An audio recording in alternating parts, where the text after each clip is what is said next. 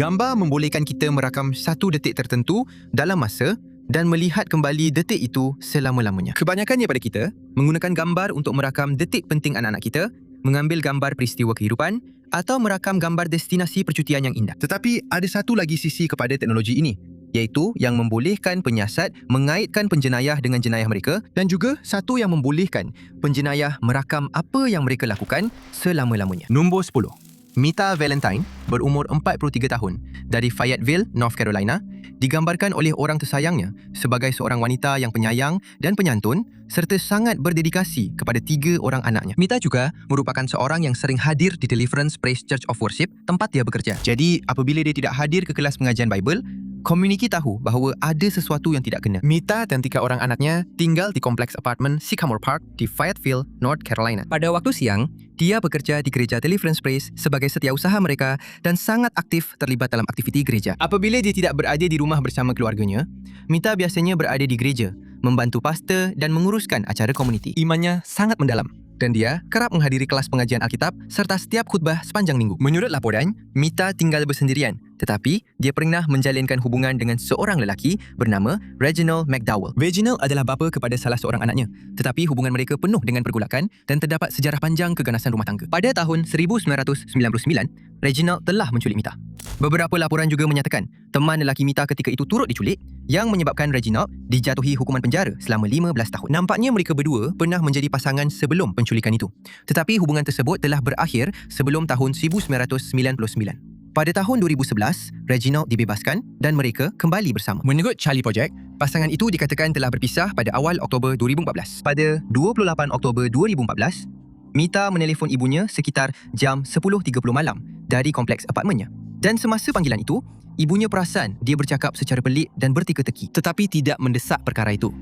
Keesokan harinya, gereja mengadakan kelas pengajian Alkitab seperti biasa, tetapi menyedari ada seorang ahli yang hilang, iaitu Mita. Ini sangat luar biasa dan pihak gereja segera menghubungi keluarganya. Apabila tiada siapa yang dapat menghubunginya, polis Fayetteville telah dihubungi dan satu siasatan telah dibuka. Walaupun sudah menjalankan siasatan, polis mendapati bahawa dalam minggu-minggu sebelum kehilangannya, Mita sangat ketakutan, sering meminta orang di gereja untuk mengikutinya pulang ke rumah. Salah seorang jirannya juga menyatakan bahawa tidak lama sebelum dia hilang, Mita telah menolak untuk membenarkan Reginald masuk ke apartmennya. Disebabkan sejarah keganasan, penyiasat segera menumpukan perhatian kepada bekas teman lelakinya tetapi menghadapi kesukaran kerana terdapat kekurangan bukti yang jelas. Pasukan pencari telah dibentuk.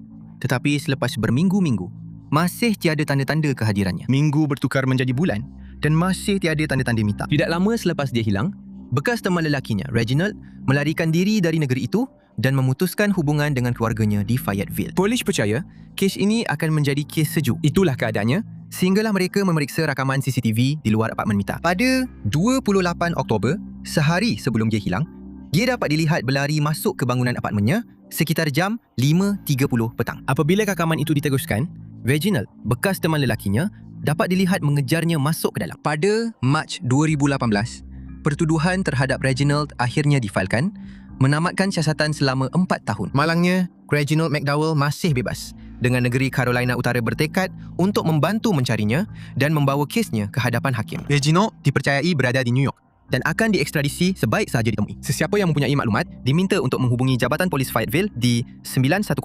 910-433-1529 dengan menyatakan nombor kes 14032-14032-112. Nombor 9. Pada tahun 2006, Jody Arias yang berumur 26 tahun sedang mencari peluang baru. Dia telah bekerja dalam pelbagai pekerjaan sepanjang usia remaja dan awal 20-an, dan dia mahukan sesuatu yang benar-benar boleh dia tumpukan sepenuh perhatian. Pada waktu itulah, dia menemui jawatan jualan dengan sebuah syarikat bernama Prepaid Legal Services. Jody sangat menyukai pekerjaan barunya dan suka dengan hakikat bahwa dia dapat mengembara di sekitar pantai barat. Pada bulan September tahun itu, Jody menghadiri persidangan syarikat di Las Vegas dan bergaul dengan ramai eksekutif syarikat tersebut.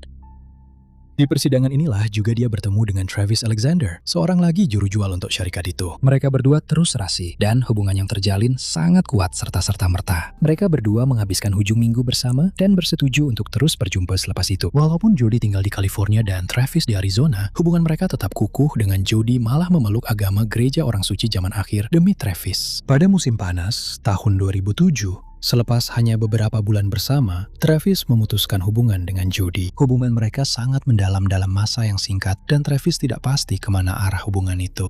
Malangnya, Jody tidak dapat menerima perpisahan itu dengan baik dan mula menghantar mesej kepada Travis tanpa henti. Kemudian, hanya beberapa minggu selepas perpisahan itu, Jody berpindah dari California ke Mesa, Arizona, di mana Travis tinggal. Semasa tinggal di Mesa, Jody sering muncul di rumah Travis tanpa memberitahu dan masuk sendiri ke dalam rumah. Mereka berdua sering putus sambung, dengan Travis berhubungan secara santai dengan Jody. Pada masa ini, Travis juga mula keluar dengan wanita lain yang membuatkan Jody semakin marah.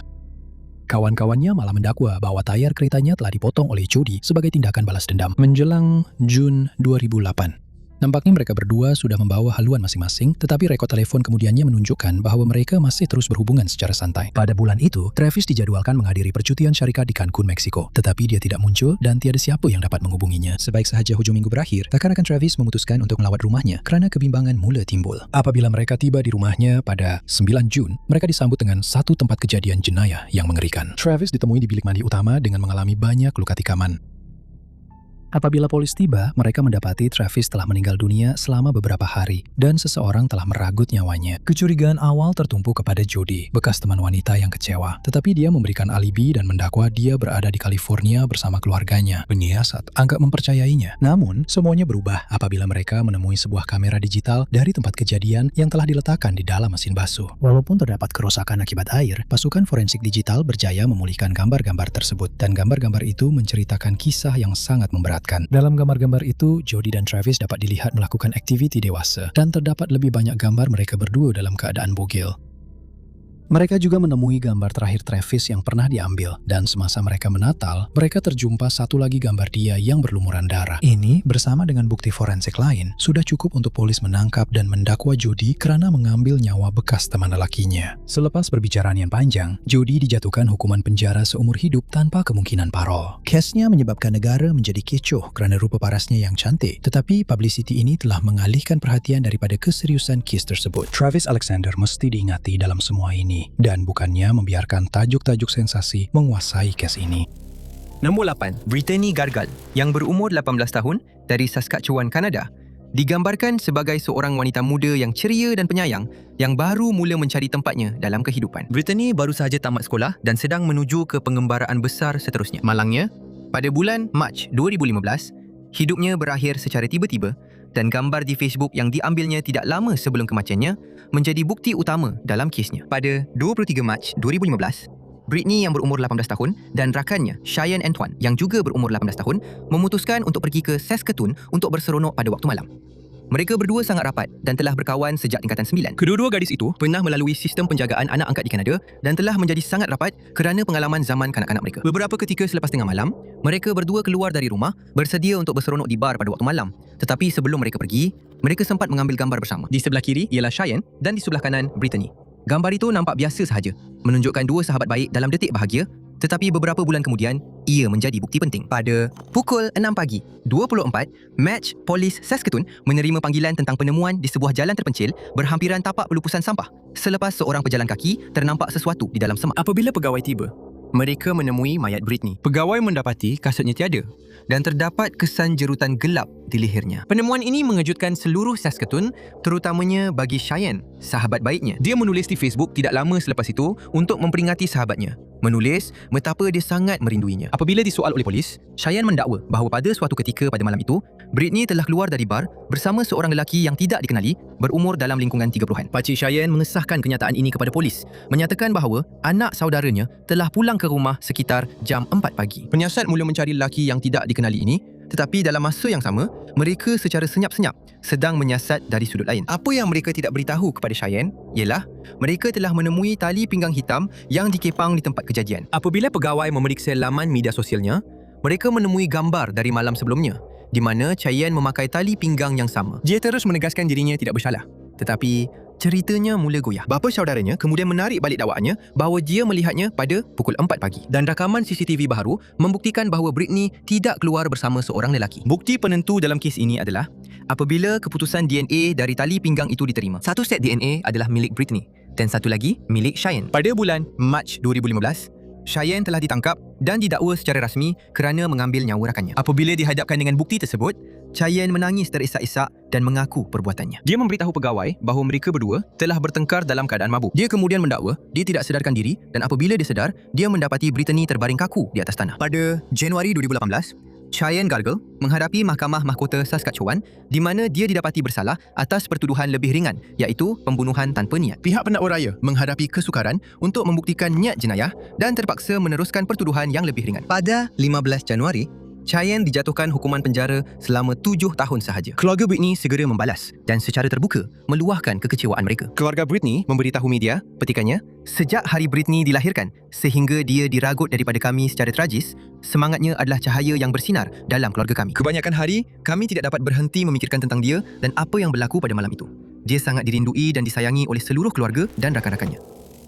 Nomor 7. Pada bulan Mac 2014, Sailor Williams yang berumur 22 tahun dan rakannya, Brandon Vega yang juga berumur 22 tahun, memulakan ekspedisi di Santa Barbara, California. Kedua-duanya agak kurang berpengalaman dan memilih laluan yang lebih mudah. Apa yang sepatutnya menjadi hari yang menyeronokkan di kawasan hutan bertukar menjadi kekacauan dengan cepat. Pada 16 Mac, Sailor dan Brandon memuatkan barang ke dalam kereta mereka dan menuju ke Cold Spring Trail di Cold Park, California. Laluan itu sepanjang kira-kira 2,3 batu dan biasanya mengambil masa 2 jam untuk diselesaikan. Ia juga sebagiannya tidak bertanda, yang boleh menyukarkan pendaki jika mereka belum memuat turun peta laluan terlebih dahulu. Menurut Sailor, pendakian mereka bermula seperti biasa, tetapi apabila mereka semakin jauh, mereka menyadari bahwa keadaan muka bumi itu lebih berbahaya daripada yang mereka jangkakan. Dengan sebagian laluan pendakian yang tidak bertanda, mereka berdua juga mulai tersasar ke laluan yang salah, dan sebelum mereka sedar, matahari sudah mulai terbenam. Mereka berdua telah terlupa membawa lampu suluh, dan telepon mereka pula semakin kehabisan bateri. Walaupun begitu, mereka berdua tetap meneruskan perjalanan dalam kegelapan, mengikuti laluan untuk kembali ke kereta mereka. Sailor melompat turun dari sebuah batu, walaupun ada sumber yang mengatakan dia terjatuh dan mendarat dengan cara yang salah, menyebabkan pergelangan kakinya patah. Sebagai seorang kawan yang baik, Brandon coba menggendong Sailor, tetapi keadaan terlalu sukar dan mereka berdua terjatuh, menyebabkan pergelangan tangan, lengan, dan pergelangan kaki Sailor yang satu lagi turut patah. Kedua-duanya kini berada di persimpangan dan memutuskan bahwa Sailor harus tinggal, sementara Brandon pergi mendapatkan bantuan. Patah tulang bersama dengan kekurangan makanan dan air mulai memberi kesan kepada Sailor dan dia merasakan dirinya antara sedar dan tidak sedar. Apabila malam tiba dan tiada bantuan yang datang, Sailor percaya bahwa dia sudah tidak ada harapan. Dia juga terlupa untuk membawa pakaian tebal atau selimut, menyebabkan dirinya terdedah kepada cuaca. 17 Mac pun tiba dan Sailor masih hidup, tetapi hanya bertahan dengan sisa-sisa tenaga. Letih dan tidak mampu bercakap, dia terbaring di situ di celah-celah semak, berharap ada seseorang yang akan membantu. Kemudian, pada pagi itu, 3 pendaki yang melalui Cold Spring Trail berhenti untuk mengambil beberapa gambar. Tetapi apabila mereka memeriksa telepon mereka melihat satu tumpukan merah di bawah tebing itu. Bimbang dengan apa yang dilihat, kumpulan itu menghubungi kaki tangan taman dan dalam masa sejam, pasukan telah tiba di lokasi tersebut. Selepas disiasat, tumpukan merah itu rupa-rupanya adalah rambut Sailor. Apabila pasukan mencari dan menyelamat akhirnya menemui Sailor, dia berada dalam keadaan yang sangat teruk dan memerlukan makanan serta cecair dengan segera. Dia dikejarkan ke hospital di mana mereka mendapati tahap kecederaan patahnya. Syukurlah, Sailor pulih sepenuhnya. Dia memberitahu media bahwa rambutnya yang diwarnakan merah adalah satu-satunya sebab dia ditemui, dan dia turut mengucapkan terima kasih kepada pendaki yang menemuinya. Malangnya, Brandon tidak terselamat selepas sesat di kawasan hutan Santa Barbara ketika mencari bantuan untuk rakannya.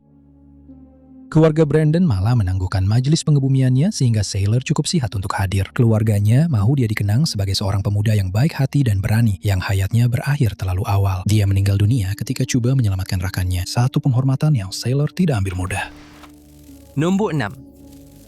Juan Catalan menjalani kehidupan yang normal dan stabil di Los Angeles, California. Pada akhir 90-an, Juan menyambut kelahiran anak perempuannya, Melissa.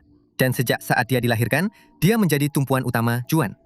Menjelang tahun 2003, Juan dan Melissa telah membina rutin yang kukuh dan cara kegemaran mereka untuk meluangkan masa bersama sebagai ayah dan anak perempuan adalah menonton Los Angeles Dodgers. Pada Ogos 2003, Juan telah ditangkap atas satu jenayah yang didakwanya tidak dilakukannya dan kecintaannya terhadap LA Dodgers akan memainkan peranan dalam pembelaannya. Ogos 2003, Juan sedang berehat di rumah, menikmati panas musim panas bersama keluarganya apabila dia terdengar kekecohan di luar. Apabila dia melihat keluar dari tingkap, dia menyedari bahawa unit SWAT sedang memecah masuk ke kawasannya. Dalam beberapa saat, pegawai-pegawai menyerbu masuk melalui pintu dan mengarahkan dia supaya berbaring di lantai. Keliru tetapi tidak mahu membahayakan dirinya, dia menyerah diri dan dibawa ke balai polis. Di sana, pegawai-pegawai mengemukakan tuduhan dan sebab-sebab penahanan terhadapnya. Pada awal tahun itu, pada bulan Mei, Marta Puebla ditemui meninggal dunia di luar rumahnya dan penyiasat kemudian memberitahu Juan bahawa saksi mata telah mengatakan dia berada di tempat kejadian pada hari tersebut. Juan menegaskan dia tidak bersalah, memberitahu pegawai bahawa dia berada di perlawanan Dodgers ketika jenayah itu berlaku. Malangnya, dia tidak dapat memberikan keratan tiket yang mengesahkan kehadirannya dan kes terhadapnya diteruskan. Bukti terhadap Juan paling baik pun hanyalah bukti tidak langsung. Teori kerja adalah bahawa dia telah menyerang Martha sebagai balas dendam atas keterangannya terhadap salah seorang rakannya dan dia juga dijadualkan untuk memberi keterangan terhadap abangnya Mario. Tetapi tidak jelas sama ada dia benar-benar melakukannya. Walaupun Juan menegaskan dirinya tidak bersalah, tanpa bukti yang jelas, dia tahu segala-galanya tidak memihak kepadanya. Itu sehinggalah pasukan pembelaan undang-undangnya menemui sesuatu yang akan mengubah kes ini selama-lamanya. Pada 12 Mei 2003, rancangan TV Curb Your Enthusiasm sedang merakam segmen di Stadium Dodgers untuk episod akan datang. The Carpool Lane dan pasukan pembelaannya berharap rakaman itu dapat membersihkan nama Juan serta membuktikan alibinya. Selepas berbincang dengan studio, pasukan pembelaannya diberikan imej pegun dari malam itu dan dengan rasa lega, imej tersebut menunjukkan Juan dan anak perempuannya Melissa berada di tempat duduk mereka di stadium. Bukti ini telah dikemukakan kepada polis Los Angeles dan mahkamah yang secara rasmi menggugurkan kes tersebut pada awal tahun 2007. Selepas itu, Juan dibebaskan dari penjara dan nama baiknya akhirnya dipulihkan di media. Dia juga menerima pampasan sebanyak $320,000 daripada bandar LA untuk masa yang dihabiskannya di penjara. Namun, dia menyatakan bahawa wang itu tidak dapat membeli kembali masa yang telah hilang bersama anak perempuannya. Pada tahun 2017, sebuah dokumentari mengenai kesnya yang bertajuk Long Shot telah diterbitkan oleh Netflix menyoroti bagaimana satu gambar telah menyelamatkan seorang lelaki yang tidak bersalah dan bagaimana sistem keadilan tidak sentiasa mampu mengendalikan kes dengan betul. Nombor 5. UK adalah salah satu negara yang paling banyak dipantau di dunia dengan dianggarkan 7,5 juta kamera CCTV, yaitu 1 kamera bagi setiap 11 orang. Statistik itu tidak termasuk kamera dashcam dan kamera loceng pintu yang telah menjadi populer dalam tempo 10 tahun terakhir. Jadi apabila Sarah Everard yang berumur 33 tahun hilang di London, para penyiasat tahu bahwa bukti bergambar akan menjadi kunci untuk menyelesaikan kes ini. Sarah Everard ialah graduan University Durham dan dia kembali tinggal di selatan selepas menamatkan ijazah dalam bidang geografi manusia pada akhir tahun 2000-an. Menjelang tahun 2021, dia telah mendapat pekerjaan di sebuah agensi media dan bertanggung jawab dalam pemasaran digital. Dia sangat mahir dalam kerjanya dan suka berinteraksi dengan pelbagai orang dari seluruh dunia. Pada 3 Mac 2021, Sarah bangun dan pergi bekerja seperti biasa. Dia berbual dengan teman lelakinya pada siang hari, serta dengan seorang rakan yang rumahnya akan dia kunjungi kemudian. Sekitar jam 5 petang, Sarah keluar dan menuju ke rumah rakannya di Clapham, selatan London. Menurut laporan, Sarah dan rakannya makan dan berbual sebelum Sarah keluar sekitar jam 9 malam. Dia tinggal di Brixton, perjalanan sejauh 10 batu dari Clapham yang mudah diakses karena infrastruktur pengangkutan London yang hebat. Beberapa menit sebelum jam 9.30 malam, dia menelepon teman lelakinya dan itulah menjadi hubungan terakhir yang diketahui. Sarah tidak hadir ke tempat kerja keesokan harinya, sesuatu yang sangat luar biasa baginya. Apabila hari berlalu tanpa sebarang berita, majikannya menghubungi keluarganya yang kemudiannya menghubungi polis metropolitan. Ia mengambil masa sehingga 6 Mac untuk Polismet membuat rayuan secara terbuka dan sebaik sahaja kes itu menjadi berita, ia menjadi tumpuan utama negara. Dalam beberapa hari berikutnya, polis memberikan setiap maklumat yang ada kepada media, termasuk rekaman CCTV Sarah di A205 ketika berjalan ke arah Brixton. Apa yang tidak didedahkan oleh Polismet kepada orang ramai ialah mereka telah menemui beberapa gambar dan rakaman CCTV yang sangat mengganggu yang mengarah kepada salah seorang pegawai mereka sendiri. Hanya beberapa hari selepas Sarah hilang, berita tentang penangkapan Wayne Couzens yang berumur 48 tahun telah menyebabkan negara menjadi gempar. Polismet menesahkan mereka telah menangkapnya berkaitan dengan kehilangan Sarah, kemungkinan pembunuhan, dan penculikan. Dalam bulan-bulan berikutnya, polis Metropolitan mendedahkan rakaman CCTV dan imej pegun yang mereka temui tentang Wayne menghampiri Sarah secara agresif di Pointers Court di Clapham. Saksi mata mengesahkan kejadian itu, menyatakan mereka melihat apa yang mereka percaya sebagai seorang pegawai polis penyamar, Wayne, menangkap Sarah di tepi jalan. Wayne Couzens telah bekerja sebagai pegawai polis sejak tahun 2002 dan telah naik pangkat ke polis metropolitan pada tahun 2018. di mana dia juga bekerja sebagai pegawai polis bersenjata. Pada tahun 2020, dia menerima kenaikan pangkat lagi ke unit perlindungan parlemen dan diplomatik, di mana dia diberikan akses berterusan kepada senjata api. Polis Metropolitan menyatakan bahwa Wayne telah menggunakan kad kuasa polisnya untuk memperdaya Sarah supaya dia membenarkan dirinya digari olehnya, dan dia memaksa Sarah masuk ke dalam keretanya. Di suatu tempat sepanjang perjalanan itu, helahnya terbongkar dan menjadi jelas bahwa Sarah sebenarnya tidak ditahan karena melanggar peraturan C-19. Wayne kemudian membawa Sarah ke kawasan terpencil di Dover, di mana dia menyerangnya sebelum meninggalkan mayatnya di dalam hutan. Bukti fotografi dan CCTV sangat penting dalam kes Sarah dan membolehkan polis Metropolitan membina kes yang kukuh terhadap Wayne.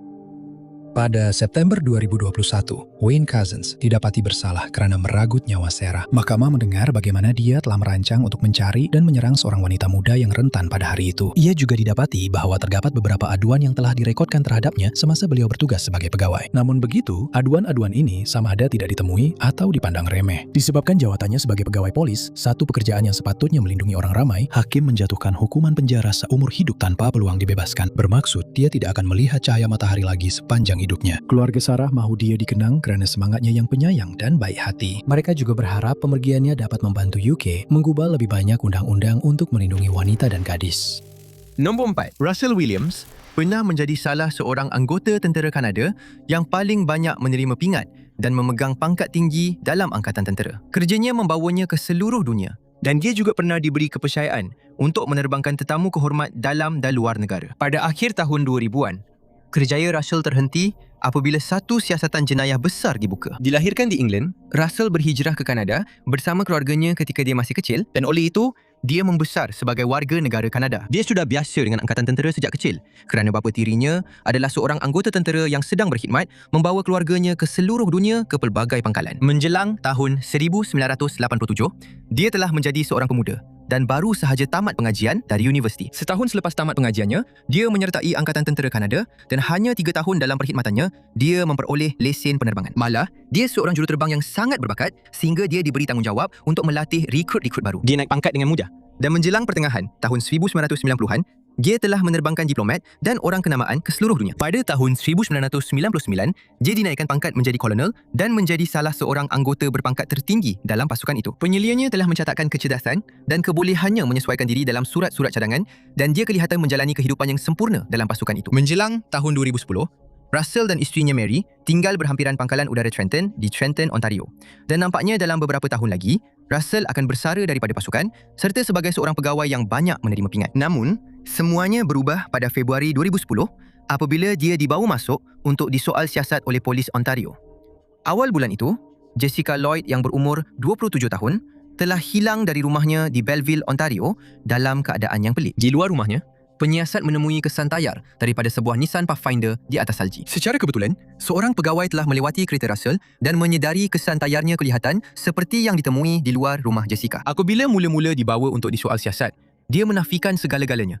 Tetapi apabila ditunjukkan bukti forensik, dia akhirnya mengaku. Russell mengaku telah menculik Jessica dan membuang mayatnya di lokasi terpencil. Tetapi itu bukan satu-satunya jenayah yang diakui.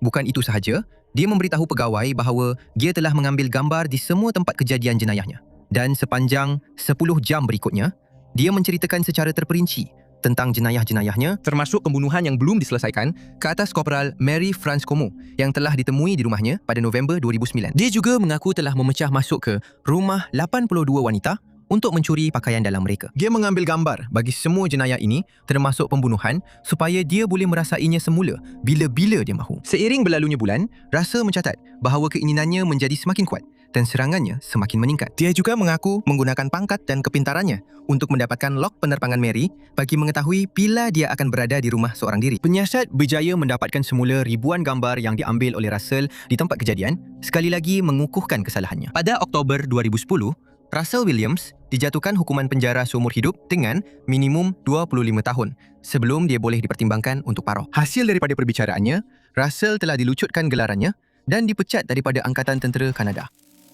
Nombor 3. Pada musim panas tahun 1984, Sherry Miller yang berumur 21 tahun bekerja di sebuah bar di Los Angeles yang dipanggil Meat Market untuk menyarah hidup. Dia digambarkan sebagai seorang yang ceria dan bijak dan sedang mula merancang untuk masa depannya. Sherry ingin menjadi seorang model dan berpendapat bahwa Los Angeles adalah tempat yang sempurna untuk membina portfolionya. Pada suatu malam di bulan Julai tahun itu, Sherry mulai bekerja untuk satu lagi malam yang panjang di bar apabila William Bradford masuk. Dia duduk di bar dan sangat sopan dengan Sherry dan akhirnya mereka berdua mulai berbual. Dalam beberapa jam, Sherry telah berkongsi dengan William bahwa dia ingin menjadi seorang model dan William memberitahunya bahwa dia bernasib baik. Kebetulan dia adalah seorang juru gambar dan dia akan gembira untuk menyediakan potret yang berkualiti untuknya. Dia juga memberitahunya bahwa dia boleh memberikan beberapa nombor telepon kenalan dalam industri itu. Beberapa hari kemudian, pasangan itu bertemu dan William membawa Sherry ke tapak perkemahan terpencil di padang pasir di utara LA. Selepas mengambil gambar Sherry dari dekat di formasi batu, dia menyerangnya. Selepas dia selesai, dia meletakkan mayatnya ke dalam kereta dan membuangnya di sebuah tempat letak kereta di suatu tempat di Hollywood. Apabila mayatnya ditemui, semua tatu dan maklumat pengenalan dirinya telah dibuang, menyebabkan dia digelar Jane Doe nomor 60. Polis di LA tidak mempunyai banyak masa untuk berehat karena 2 minggu kemudian, mayat Tracy Campbell ditemui di sebuah tapak perkemahan padang pasir, tempat yang sama di mana William telah mengambil gambar Sherry. Kemudian diketahui bahwa William telah memerangkap Tracy dengan alasan yang sama, yaitu sesi fotografi dan peluang untuk menaikkan kerjaya peragaan mudanya. Hanya beberapa minggu kemudian, William menjadi suspek LAPD karena dia adalah orang terakhir yang dilihat bersama Tracy ketika masih hidup. Kecurigaan itu begitu kuat sehingga para penyiasat meminta waran geledah daripada hakim untuk memeriksa apartemennya. Apabila pegawai masuk ke dalam, mereka menemui ratusan gambar wanita muda dalam posisi peragaan.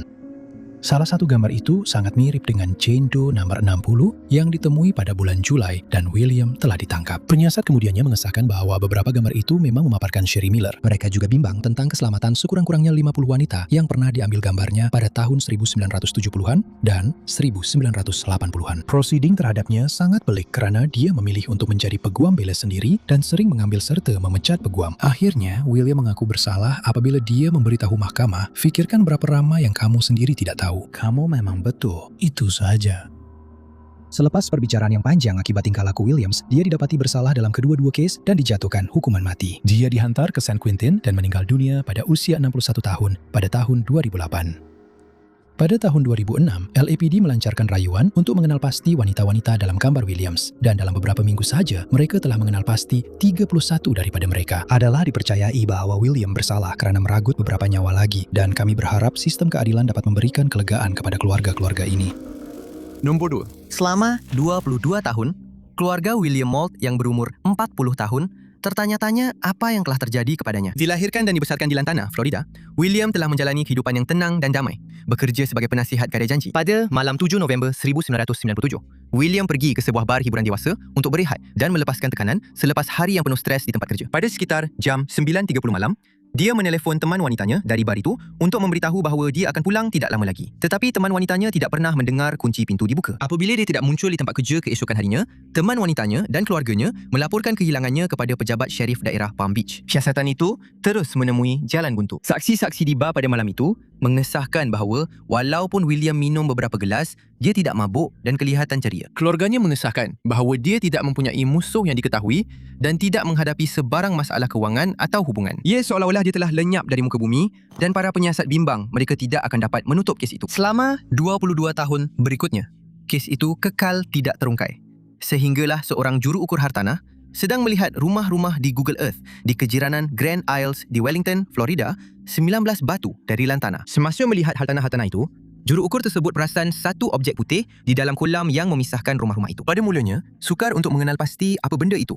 Dan apabila dia mengezoom lebih dekat, dia sedar ia adalah sebuah kereta. Nasib baik, juru ukur itu mengenali pemilik rumah tersebut, Barry Fay, dan menghubunginya untuk memaklumkan perkara itu. Barry memberitahu Palm Beach Post bahawa apabila dia melihat dari tepi kolam di hartanahnya, dia tidak nampak apa-apa. Jadi, dia memutuskan untuk memeriksa Google Earth sendiri dan dia juga nampak benda itu. Dia kemudian menggunakan drone di atas kolam itu yang menunjukkan penemuan yang sama seperti di Google Earth. Setelah dia mengumpul cukup bukti, Barry menghubungi pejabat syarif daerah Palm Beach yang memulakan usaha mengeluarkan kereta itu. Pada 28 Ogos 2019, kereta putih itu berjaya dikeluarkan dari kolam tersebut dan apabila ia ditarik ke darat, penyiasat menemui sisa-sisa mayat. Dengan menggunakan teknik forensik, mereka dengan cepat dapat mengenal pasti sisa-sisa mayat itu sebagai milik William Moult. Keluarganya telah dimaklumkan tentang penemuan itu dan mengucapkan terima kasih kepada pejabat syarif daerah Palm Beach bersama dengan Barry Fay atas segala usaha mereka. Dalam tahun-tahun selepas itu, kumpulan seperti Adventures with Purpose dan lain-lain telah membuat penemuan serupa di saluran air di seluruh Amerika Syarikat, membawa jawapan kepada keluarga dan membolehkan si mati akhirnya berehat. Nombor 1.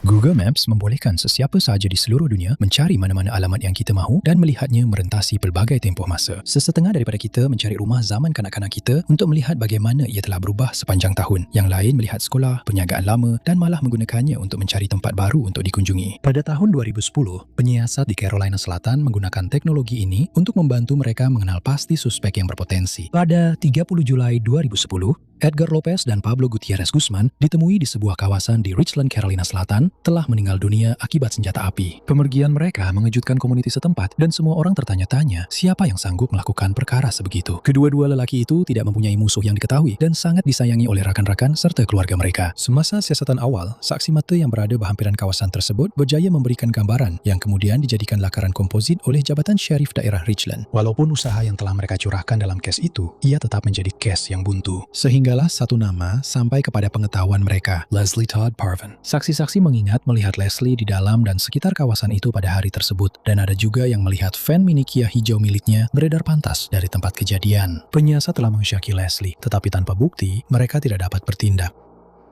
Tidak jelas sama ada terdapat kesan tayar atau sebarang bukti fizikal lain yang ditemui di tempat kejadian. Oleh kerana kereta itu telah beredar dengan pantas dan kawasan tersebut tidak mempunyai CCTV, penyiasat merasakan mereka buntu. Itu sehinggalah mereka menggunakan Google Maps dan memutar balik masa ke tahun 2010. Dengan nasib yang sangat baik, mereka berjaya menemui gambar kawasan itu dari hari kejadian dan dalam gambar tersebut terdapat sebuah minivan Kia berwarna hijau. Salah seorang saksi telah memberikan sebahagian nombor plat kepada jabatan pada awal siasatan yang membawa mereka mengesahkan bahawa Kia hijau yang ditemui di lokasi melalui Google Earth itu milik Leslie Todd Parvin. Malangnya, apabila pegawai-pegawai mula membuat kemajuan dalam kes itu, Leslie sudah pun meninggalkan Carolina Selatan. Selepas menghubungi keluarga Leslie, polis berjaya meminta keluarganya untuk memujuk beliau keluar dari tempat persembunyiannya di Louisiana dan kembali ke Carolina Selatan. Apabila beliau kembali, beliau telah didakwa secara rasmi dan ditangkap selepas 15 tahun menunggu. Pada Februari 2025, Leslie didapati bersalah atas kedua-dua pertuduhan dan dijatuhkan hukuman penjara selama 35 tahun. Pihak berkuasa tidak mendedahkan banyak maklumat mengenai kes ini dengan bapa Leslie sendiri memberitahu Daily Record bahawa beliau percaya kerjaya tentera anaknya selama 20 tahun. Yang menyaksikan beliau berkhidmat dalam 2 penugasan di Iraq dan Afghanistan mungkin telah menyumbang kepada jenayah tersebut. Leslie memberitahu mahkamah bahawa dia bertindak untuk mempertahankan diri dan telah didiagnosis dengan PTSD. Terima kasih kepada Google Maps, keluarga Edgar dan Pablo kini boleh mula untuk sembuh kerana keadilan telah ditegakkan. Terima kasih banyak kerana menonton. Jika anda suka video ini, pastikan anda tekan butang suka itu. Juga jangan lupa untuk melanggan dan klik loceng pemberitahuan supaya anda sentiasa mendapat maklumat terkini tentang semua muat naik kami yang akan datang. Tapi nama saya, Ty Nots. Dan saya akan jumpa anda semua dalam video seterusnya.